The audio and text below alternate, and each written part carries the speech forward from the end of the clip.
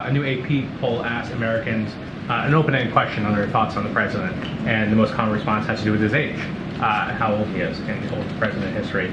Does the White House have additional plans to demonstrate that he can continue to, do the job at his advanced age and kind of allay some of those concerns? I mean, look. I appreciate the question. I get it often, as you know,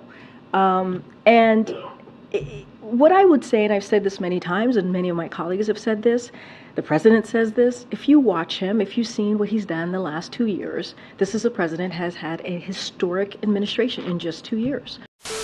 Prices are up 16% since Joe Biden took office. For food, they're up 19%. For used car prices, up 30%. Electricity prices up 23%. Mortgage rates are now at their highest level in 21 years. Families with kids in elementary school through high school can expect to spend an average of $890 this year on back-to-school items. The average price of a new car in this country, I actually didn't believe it. We had to double check it. This is according to Kelley Blue Book. It's approaching $50,000. Under this president, real average hourly earnings are down 2.63%. More Americans are turning to loans to help pay for everyday expenses. Americans have burned through nearly all the savings they built up during the pandemic, and now the Federal Reserve Bank of San Francisco is warning that a lack of available cash could hurt the economy. The highest level of bankruptcies in 13 years. In the first half of this year, 340 U.S. firms filed for bankruptcy. For the first time in history, credit card debt for Americans has hit $1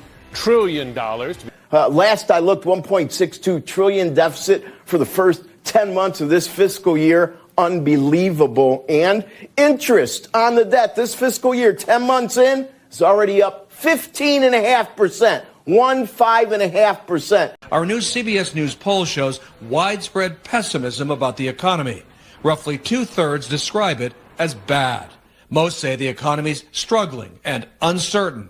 Personally, 70% of working Americans say those paychecks can't keep up with rising prices. Most say, at best, financially they're staying in place.